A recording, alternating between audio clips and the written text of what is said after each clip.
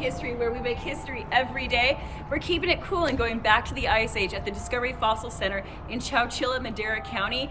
And we're just gonna go learn about fossils and history and have a great time. So let's go. Hey friends, Cami here with Our Valley History, and today's episode is dear and near to my heart. We are actually at the Fossil Discovery Center up here in Madera County with my friend Michelle. And as I said, I love this museum. It's amazing, it's educational, but it's super fun. And Michelle's going to tell us about the rich history of the museum, and then also how we can help keep this place alive and keep it growing and thriving. Michelle, thank you so much for being here. Thank you, Cami. For letting us be here. Yeah, well, thank you so much. Absolutely. Why don't you tell us a little bit about the history of this museum? I mean, obviously we have a giant mammoth behind us. Right. So how did this place begin? Well, it actually began in 1993 here in Fairmead, California at the landfill. A big earth mover was scraping down for one of the cells to put the garbage in and scraped over something rough, not knowing what it was. Stopped and got some people to come in, and they discovered a Columbian mammoth tusk.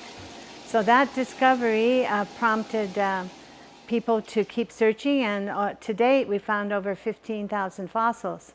So, but then people here wanted to get it known, and so thought of a museum to display this wonderful find, because it was a significant find in the paleontology world. And so in 2010, enough funding was gathered through grants to build the building, and it opened. And we now have about 12,000 school children come through a year for field trips, and of course the general public.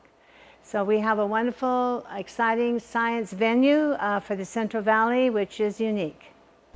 Absolutely unique. And so is this entire mammoth, was that something that was found in the Fairmead landfill? Pieces. Okay. What happened in the landfill is through alluvial fans coming out of the mountains and ponding areas, different bones, fossils were deposited. So it's pieces. So we do get molars, we do get tusks, we do get leg bones, but we do not get a whole animal, like let's say in the La Brea tar pits where the whole animal went down. But they basically were fossilized, and over time they were pieced out, the different fossils. And like I say, we found over 15,000 fossils so far. And so when you say so far, that means that they're still excavating, they're Yes. still finding? There's still possibility. Every time they dig a new cell for the garbage, which is main intent, they could possibly hit another fossil. I would like to stress the term salvage paleontology, because obviously the landfill wasn't built to find fossils. It was built to house or put in the garbage of the community. But also it does have these amazing fossil finds from the Ice Age. They're from the Ice Age. So what do you know off the top of your head, what the earliest finding date? For any fossil, it's in 1993. That was the breakthrough find. That was the breakthrough. Right, it went all over the world. The world was amazed, because this is one of the largest finds in the western United States. And what is the oldest dated fossil that has been found since the 1993 date? The oldest one, that's a good question.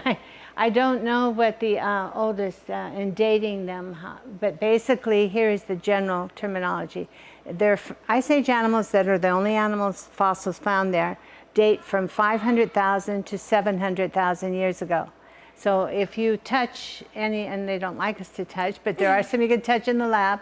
If you touch any of the fossils in the casts there, that possibly is something 500,000 years old. Gosh. Okay, so you just talked about the lab, so I kind of feel like we need to go check out this lab. What do you guys think? Shall we go? Sure. Hi, are you guys having fun? Yeah, we love that I love that saber-tooth cat fossil. They're my favorite. Is it? Good. I like the bear, the short-faced bear. That thing is huge. State fossil. Yeah. So just like the California state flower, what is that? I think that's the poppy. Hey, good job, you guys. Good job. And so remind me, this Now was you your know the first time fossil. coming here? No, you've been here she's all fourth time. Excellent. And do you learn something new every time you come? Yeah. So this is the lab. Right, and we do have a paleontologist on our board, and he does show different students the lab, and they do try to do a little more revealing of the fossils. So if he's here with students or by himself sometime, you could come here and actually watch him working. Wow, that's really awesome. He could give a demonstration for sure. All right, so we just heard what this young man's favorite fossil is here in the museum. What's yours, Michelle? The same, the saber-toothed cat. All right, let's go see I it. think it's the most dramatic.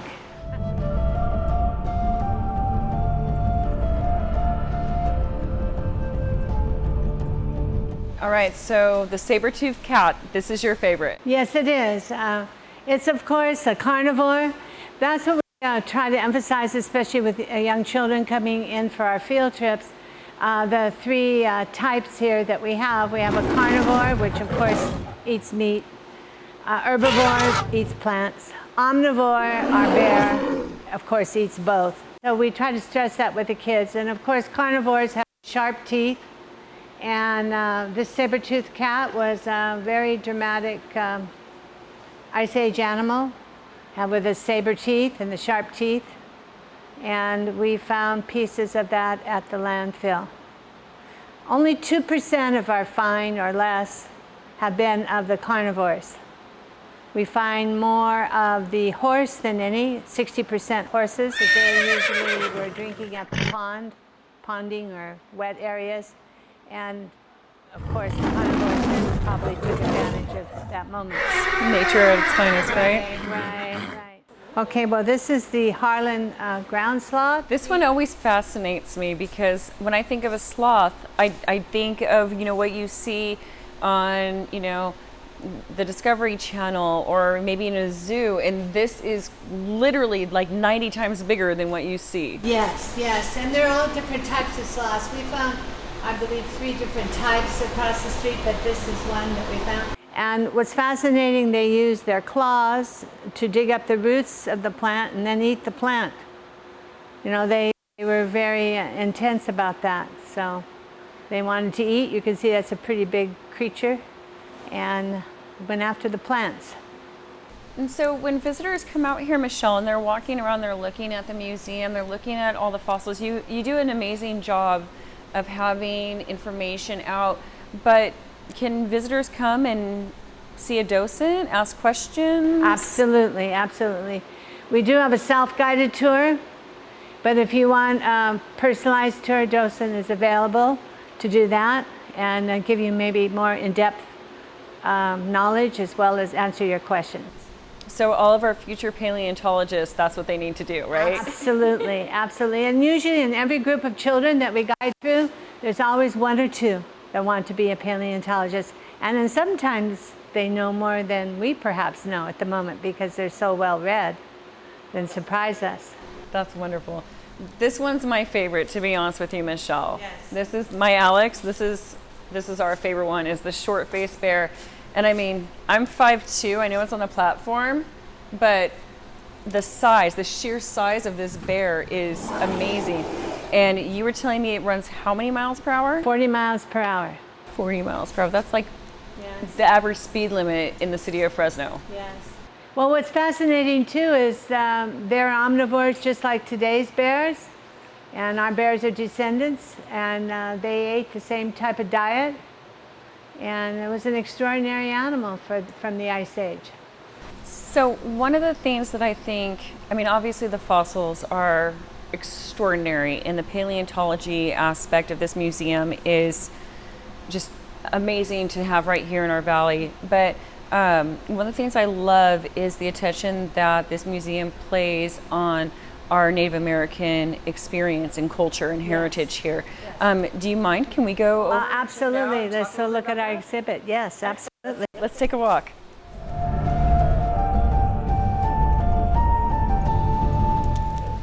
So tell me about this exhibit, Michelle.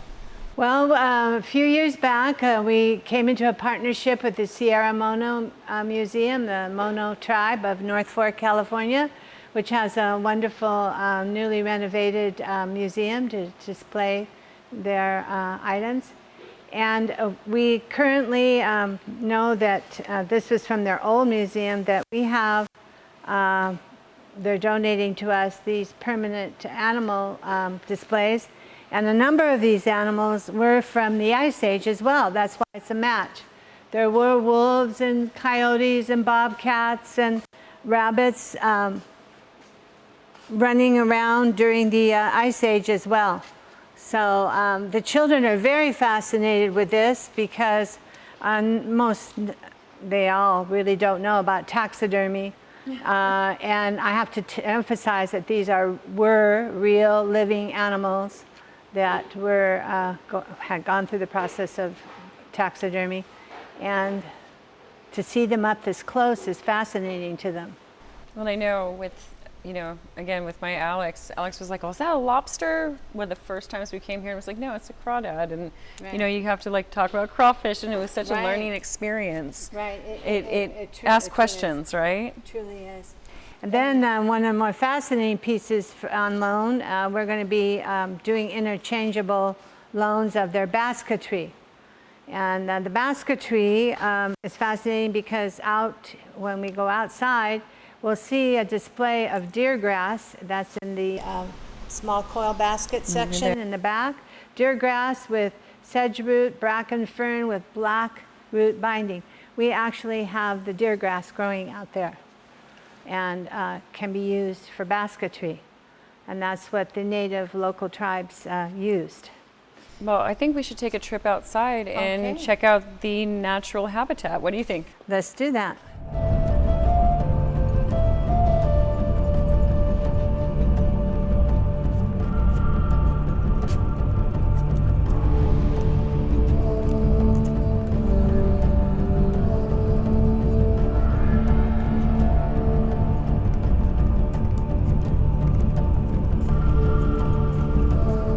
So Michelle, this whole habitat in here, these are all native plants, correct? I remember going through before and you were telling me about how every plant that's in here is indigenous to this area of California and was used by our Native American community for various reasons. And I recall you saying inside the deer grass is one of those plants that was used for basket making, right? That's correct. And for all of our major plants, we have signage, and every sign piece for every plant tells a story about how the Native Americans used the plant in their day-to-day lives here in the Central Valley.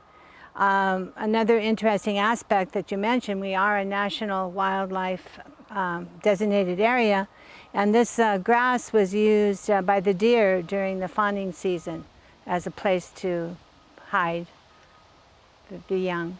Oh, really? Yes. And so each sign is filled with these types of information. And of course, as stated, it was used by the Indians and the Native Americans to make their basketry, part of their basketry. And so one of the other indigenous plant life that you were telling me about was the tule, right? Yes. Did I say that right, tule? That's correct. Okay. It's around the bend here. Oh, well, let's take a walk. Okay. Good thing we chose a beautiful day to take a walk. Yes, it's the weather is just about right.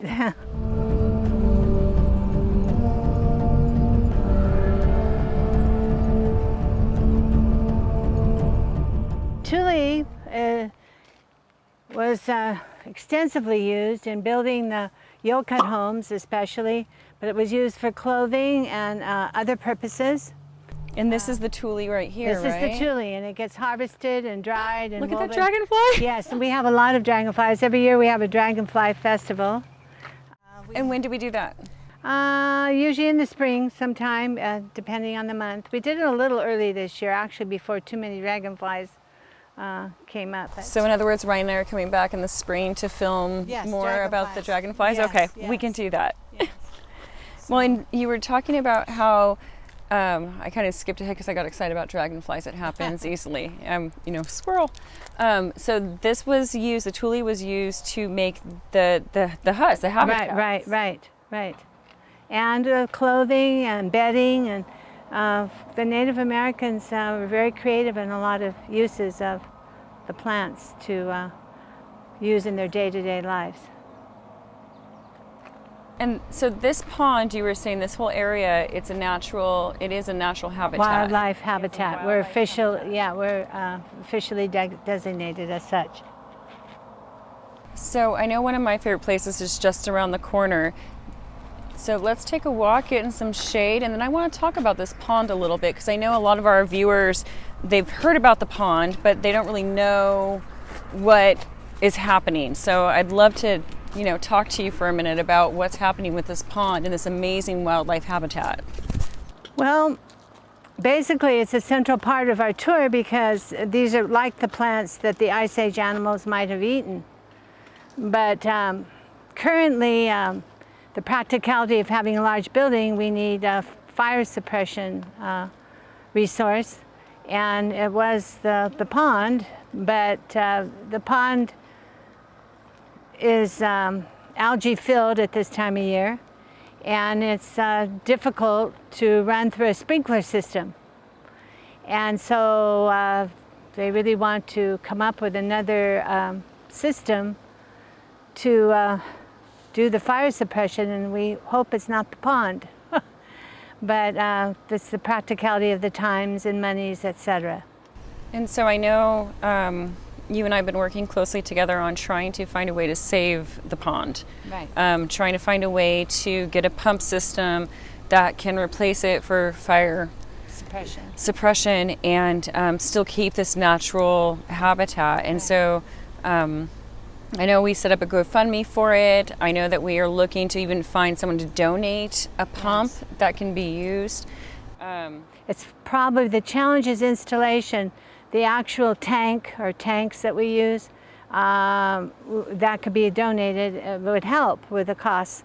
But the installation of setting it up to run into the sprinkler system would be the, I guess as they would say, the big ticket item. So in other words, friends, if you got those skills, you know who to call. Yes, that would be me. Absolutely. Or Michelle. Absolutely be very And I know most of the times when I come out here, there's turtles and there's frogs. Yes. And I mean, even ducks come in here to lay their eggs, right? Yes. It's a truly, I mean, it's not just the indigenous plant life, but it's the animals that are so important. And if this pond has to go away because of the fire suppression system, I mean, just looking at these dragonflies and looking at the life that's living in there, it would be It would so be a sad thing. Yeah. Definitely. Well, should we continue our walk and Sure. go around the bends? That's what we will do. Let's do it.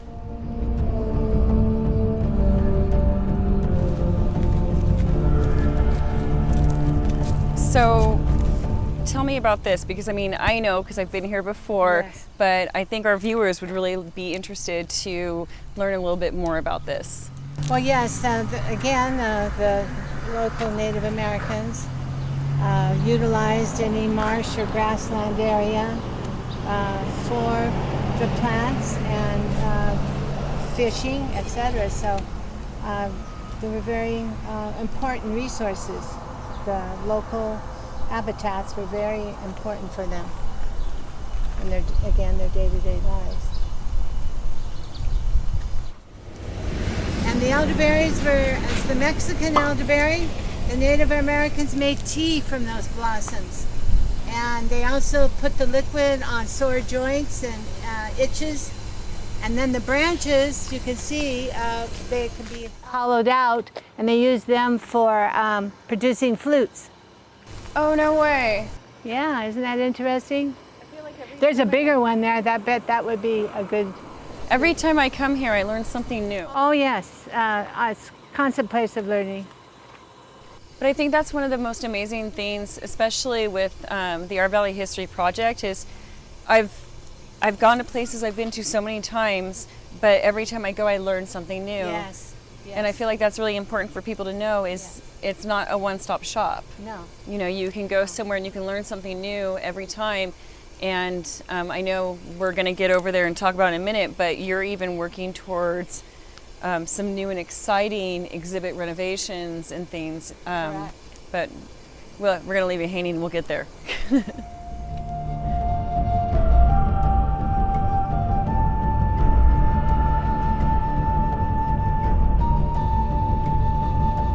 We usually stop here for the children to show them the landfill where the fossils came from, and across the street it's kind of filling in a little bit, but where those weeds were, they were digging a new cell. They might have temporarily stopped, but the cells can go down 200, 300 feet, and then they of course put the garbage in it and cover it up. But they didn't discover anything, I believe, when they were digging here, but they dig different spots.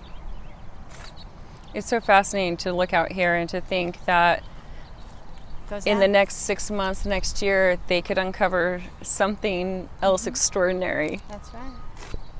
It's amazing. It's amazing. Okay, this is the valley oak, and it produces acorns. And the acorns were very valuable as a food staple for the Native Americans. Of course, they ground it into flour, and also it was used to help provide medicine for cuts and burns. So they really utilize the acorn here in California with the valley oaks. You know, I think it's so fascinating that so many kids today think, oh, I need food, I need this, soap, that, and they go to the grocery store, but, you know, our environment gave us, and still gives us so much, and we don't even realize. I think that's one of the reasons why this place is so important to take kids to, is to really, and not just kids, but adults too. Oh, yes. Like I said, I learn something new every time I come out here. And I mean, don't get me wrong, I love my creature comforts, but I mean, it's amazing to know that you really can live off the land. Yes, you can. It's amazing. It's amazing.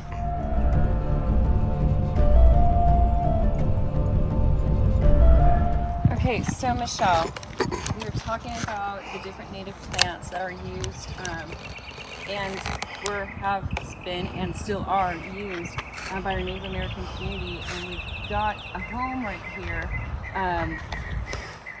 It looks like it's a little in disarray right now, but you've got a plan, a pretty solid plan to recreate a village. Yes. To share the cultural heritage of our Native American community with anyone and everyone. Can you talk a little bit about that with us? Of course. Recently we received an initial grant for a Native American village, small village, from the state of California.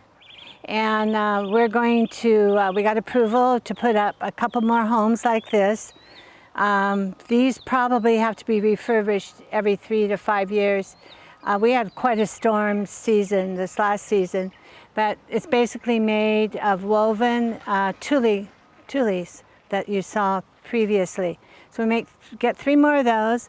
We're going to have a storytelling area over in this area, because that's a tradition of the Native Americans to have their storytelling. And of course, we'll try to get the ground all evened out and get a start to one. We might get another Native American, the Monos might want to put a sample of their housing up as well.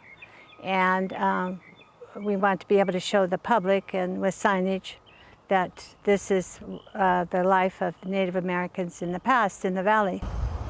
What a great experience to share with people, to really see what it was like to live off the land, and what our heritage right here in the valley started with. Yes. I feel like that's... Yes, I think it's very important, because really the knowledge isn't widespread the way I think many feel that it should be, to honor our Native Americans that were here, or that are still here. We don't really see a lot of that story told in our history books and our classes in school, and being able, I mean, even as an adult, I just really geek out and coming out and learning so much. I can imagine just school kids coming out on a field trip and just really enjoying learning about the roots of the valley. And I know you and I are working on other grants together to try to really flesh out this village, and it's really exciting. And Yes, it's it something, friends, that you can help us with. You know, it's one of those things that it doesn't always take money. Sometimes it takes volunteering. You know, like Michelle was talking about the pond, it's someone having the expertise on how to do certain things. People in our community that can help with these projects. Yeah, money's great, but community is what matters, and your support, that's what, I mean, I know with our Valley History, Kearney Mansion, that's one of the things that we really focus on is community support. Yes. Money helps, but it's the community that matters. Yes.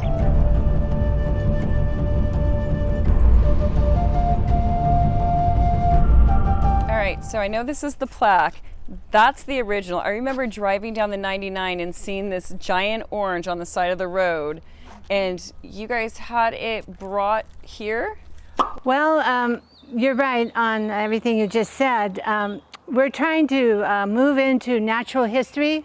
That's why we've moved, of course, we're going to still emphasize our fossils, but we moved into the Native American culture, and now we have a piece of Americana. And the statement I usually like to make for people to come out is come see the Columbian mammoth, but visit the historic mammoth orange as well. And we hope to have a vendor someday for this. We use it for special occasions.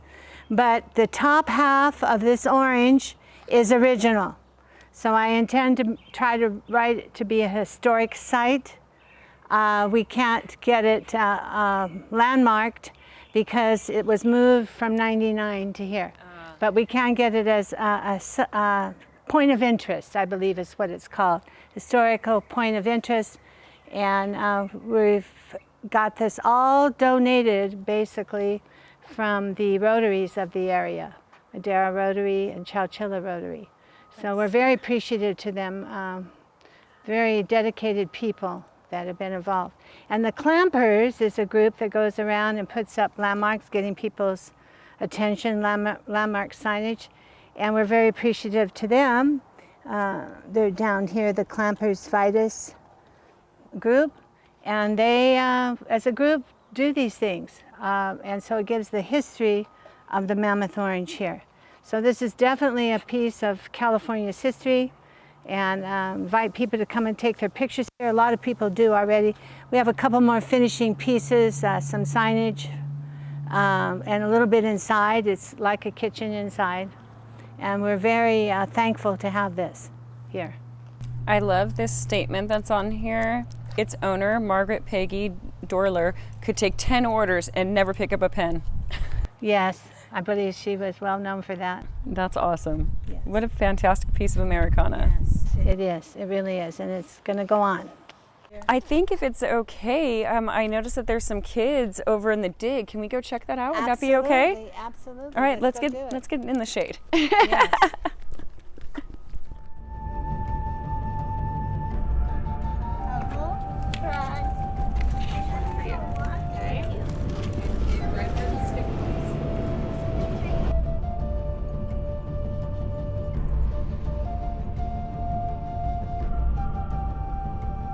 Well, friends, it's been an amazing day out here at the Fossil Discovery Center. Ryan and I have had the most fun learning, and it's just fantastic that these Ice Age animals were found right here in our valley, and we learned so much, and we really hope that you enjoyed our episode and support this little museum. It's an amazing spot. That pond you heard, it needs help. The GoFundMe is on our page. You can check it out. If you have questions, you can always hit us up in our DMs, and you can always give us a call, or you can just go visit the Fossil Discovery Center. So have a great day, friends. Thanks for joining. Bye.